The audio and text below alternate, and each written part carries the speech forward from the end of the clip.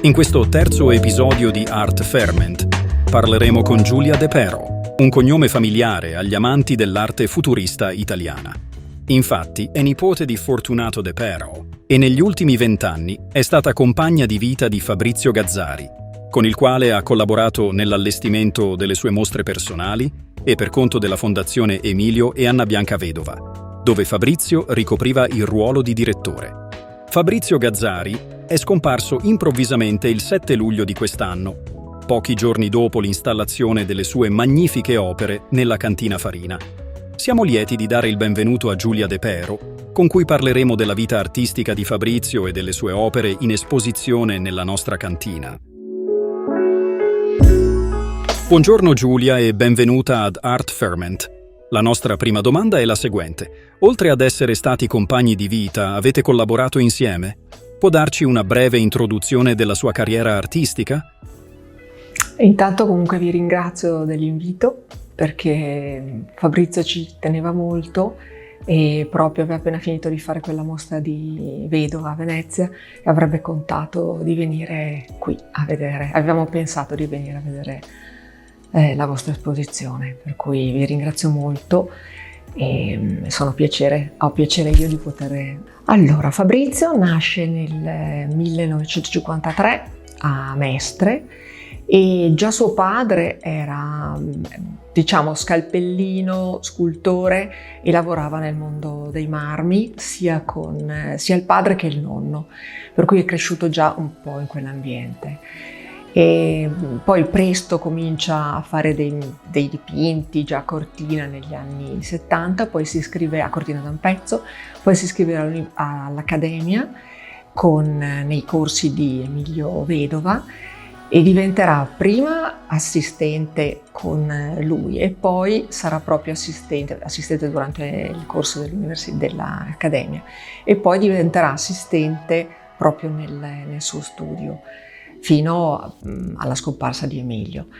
E sarà fino in tutti gli anni '80, collaborerà con Emilio a tutte le mostre, tutti gli allestimenti, per cui in tutti i musei più importanti del mondo, Berlino, New York, Amsterdam, Madrid, Colonia, le varie biennali anche a Kassel, eccetera. Insomma, è stato un mondo per lui molto molto importante, di grande formazione.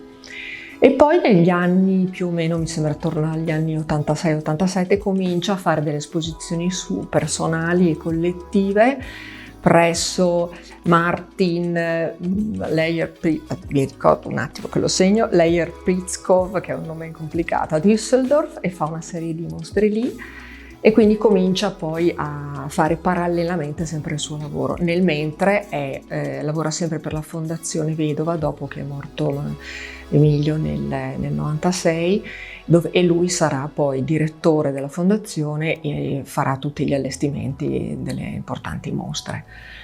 Poi ha fatto ultimamente per Arte Ricambio, ha fatto un paio di mostre, non ricordo adesso tutte le date precise, poi un'altra mostra a New York dove sono stati esposti esattamente i quadri e alcuni di più di quelli che avete esposti voi qui, a cui Fabrizio teneva molto, che era un momento di passaggio, più o meno così.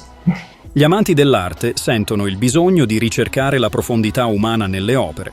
Osservando le opere di Fabrizio si percepisce questa grande sensibilità umana dell'artista e le chiedo se può descrivere e spiegare questo aspetto della sua arte, perché dinanzi alle sue opere si percepisce che umanità ed emozioni sono un aspetto importante.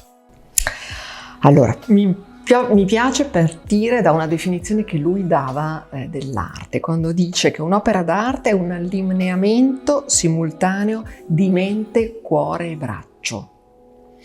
E nello specifico in queste opere vedete proprio come parte il movimento, cioè proprio è un movimento che descrive lo spazio, eccetera. E io l'ho visto dipingere cioè, ovviamente preparava un fondo. E poi a un certo punto, quando partivano i colori e decideva quali e come, partiva ed era un unico gesto che riempiva lo spazio.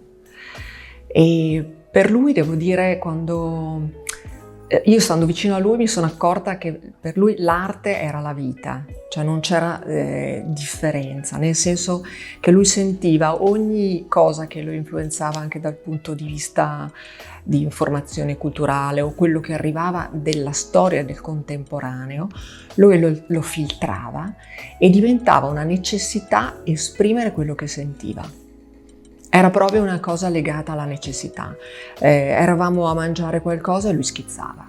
Era sempre in un continuo pensare che qualcosa deve essere sempre insieme, quindi parlavamo di qualcosa e lui cominciava e pensava, lo attraversava. E quindi c'era anche un'altra frase che diceva sempre Emilio, che l'aveva imparata forse da Emilio Vedova, che lo sentiva come l'arte doveva salire come una necessità, come un impeto, no? Era proprio una cosa quasi violenta che lo attraversava. E proprio questo è stato una delle cose che io ho visto di più in lui. E poi aveva sicuramente un lato molto timido, per cui nell'esposizione, eccetera, si faceva vedere, si tratteneva, però quando lui era con le sue cose, con la materia, perché ha lavorato ad esempio in questi quadri, lavora con il colore e con della polvere di vetro, però se no ha usato tantissimi materiali, perché i materiali per lui rappresentavano anche uno scarto, quello che rimane consumato dalla vita, quello che rimane anche di forma di melanconia, di qualcosa che è stato. E quindi questo era sempre materiale di elaborazione. E quindi tutti i temi che ci sono anche nel contemporaneo, soprattutto il femminile e il maschile, quando lui parla di metagenesi, un indifferenziato, no? Qualcosa che si confonde, però c'è nella sua separazione, no? E quindi nei suoi quadri si può entrare, sentire che può essere insieme ma anche separato e distinto. E usava la polvere di vetro. L'utilizzo di vetro è un dettaglio molto interessante, perché evoca la cultura veneziana. Venezia è una città ricca di colori, grazie anche ai maestri vetrai, quindi quanto è stato importante questa città nel percorso nell'arte di Fabrizio? Ci sono altri luoghi che hanno ispirato la sua arte? Allora, il vetro è sicuramente parte veneziana, poi anche Emilio lavorava con dei vetrini, eccetera, per cui c'è sicuramente tutto un tratto lì. Però c'è un'altra cosa in più, che lui negli anni 90 ha incontrato in un negozio di ferramenta questo materiale che era questa polvere di vetro fine fine, e poi ha fatto una ricerca e ha trovato che gli americani utilizzavano questa polvere di vetro per metterla nei punti dove bisogna fare l'H per l'atterraggio degli elicotteri, perché dà luminescenza. E quindi per lui il vetro portava la luce nel buio e quindi dà profondità. E anche in questi quadri, anche se c'è il colore, quando ci si muove leggermente, il vetro porta una vibrazione. E per lui il tema del buio era un tema fin da piccolo di paura ma di eccitazione, perché potevano comparire i fantasmi, le cose, e quindi è sempre rimasto legato a questa polvere di vetro che ha messo in tutte le sue opere. Era una cosa proprio che gli piaceva moltissimo, perché dà profondità proprio e ti porta in uno spazio e ti allarga lo spazio, e come hanno fatto tutti i pittori, cercando sempre la luce, no? In qualche modo. Quindi oltre Venezia, Cortina d'Ampezzo era il suo posto dove lui è cresciuto, e c'è un altro pezzo col bianco e la luminescenza che ha a che fare con la neve, perché lui era anche maestro di sci e quando era piccolo aveva subito una grande slavina, ma era indietro con tutto il suo maestro di sci, tutti i bambini che scendevano dopo una grande nevicata. È arrivata questa slavina e lui si ricordava sempre questa cosa, di questa roba incredibile, questa nuvola bianca luminescente che ha a che fare, è una tragedia ma è anche una bellezza assoluta, no? Cioè come diventa un'opera d'arte anche una cosa che può essere tragica. Quindi anche Cortina era un altro posto per lui importante. Molto interessante. Sappiamo che tra Emilio Vedova e Gazzari c'è stata una lunga collaborazione, dove ha portato Fabrizio ad essere direttore della fondazione dedicata a Vedova. Se vediamo le opere della mostra Rivoluzione Vedova, presso lo spazio M9 di Mestre, ci sono delle influenze di Vedova nell'arte di Fabrizio. Mi sembra che oltre alla polvere di vetro ci sia anche come fattore comune l'umanità e il colore. Ma sicuramente tutto il tema anche della preparazione. Cioè Emilio, dal racconto che mi faceva Fabrizio, era sempre quasi un legame di sacerdozio con l'arte. E anche Fabrizio aveva una grande spiritualità, cioè sentiva e maturava tutti i suoi temi del sociale, però non con l'irruenza, perché aveva un carattere completamente diverso di Emilio, con una sua tematica molto più intima. Secondo me proprio Fabrizio aveva un'intimità molto più profonda, più quieta in qualche modo, no? Per cui si entra nel suo mondo in maniera un po' più a punta di piedi, insomma era un po' più leggero in qualche modo, ma non meno profondo, perché magari Emilio aveva tanta irruenza nei gesti, invece Fabrizio era molto più contenuto, come proprio una timidezza che c'era in lui. Sono molto curioso e ho notato questa fluidità e continuità all'interno dei quadri di queste grandi pennellate di colore, ma anche di minuziosi dettagli. L'occhio che osserva l'opera non vede un quadro, ma segue questi passaggi di colore senza vedere mai l'interruzione della pennellata, e sembra che ci sia un messaggio poetico in quella continuità, una continuità che contempla energia e armonia.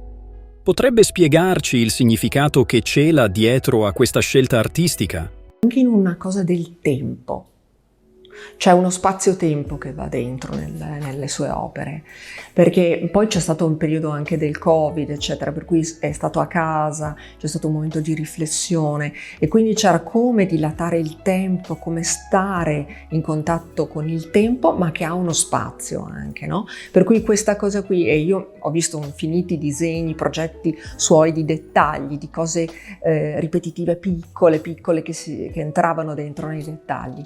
Lei ha colto perfettamente una cosa giustissima proprio, no? Perché c'è il gesto grande così dell'allargamento dell'energia, ma poi l'energia va dentro, entra nei dettagli, perché dà profondità anche quello, no? È come portare lo spazio in un'opera piatta. E lui diceva che ancora si meravigliava di come, nonostante il digitale, eccetera, la pittura non morirà mai, perché ha sempre questa valenza incredibile di profondità, nonostante sia apparentemente bidimensionale, no? Wow, molto interessante, davvero emozionante.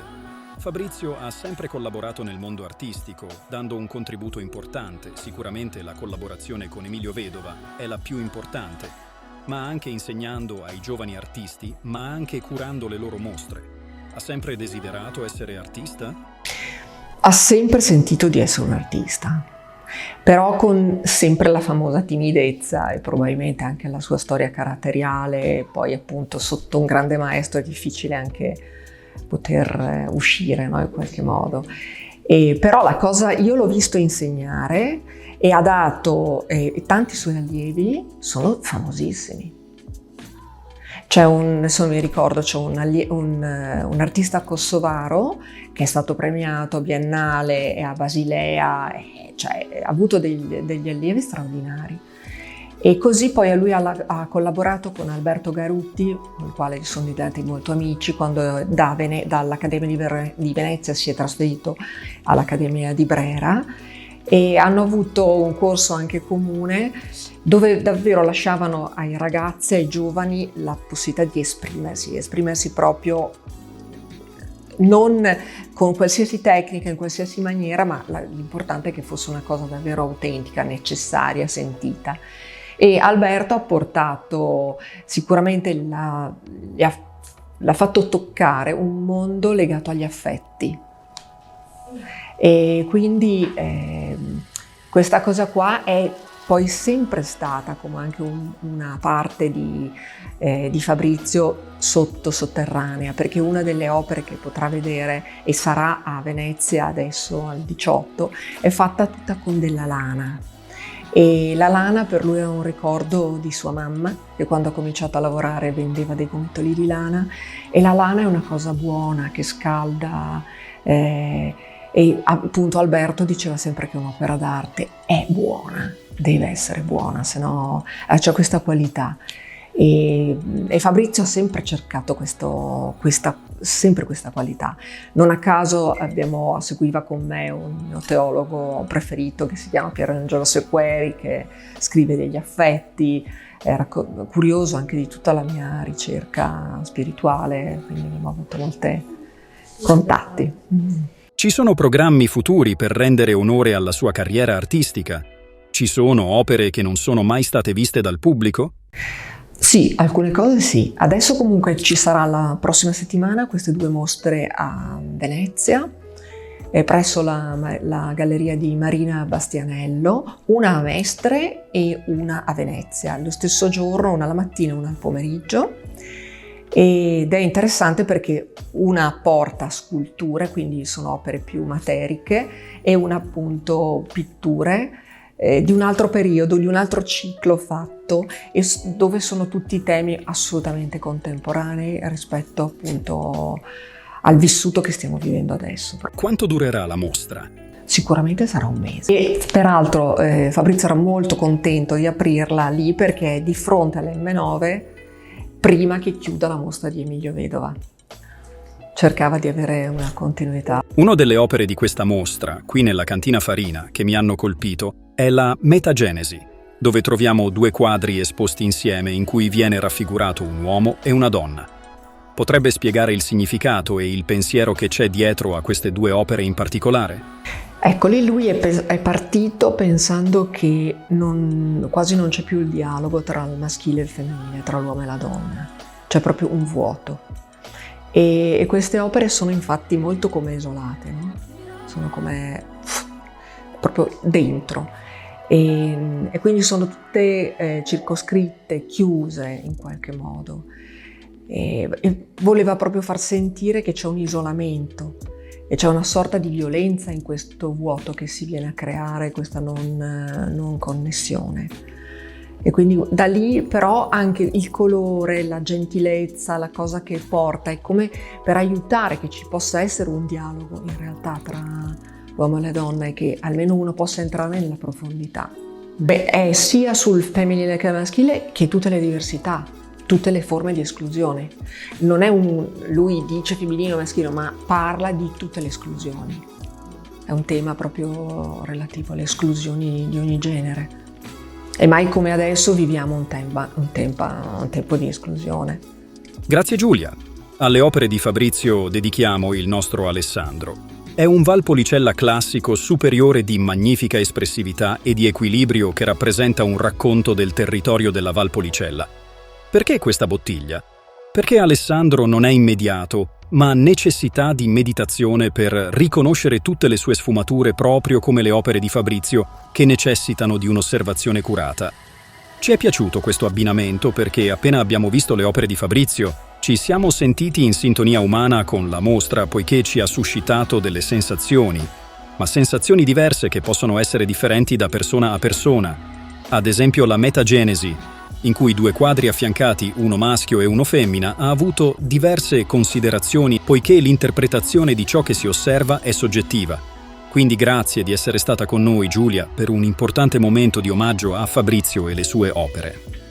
Vi ringrazio e avrebbe brindato molto volentieri. Grazie ancora. Unisciti a noi per il prossimo episodio di Art Ferment, dove fermentiamo ispirazione, creatività e passione. Un episodio alla volta.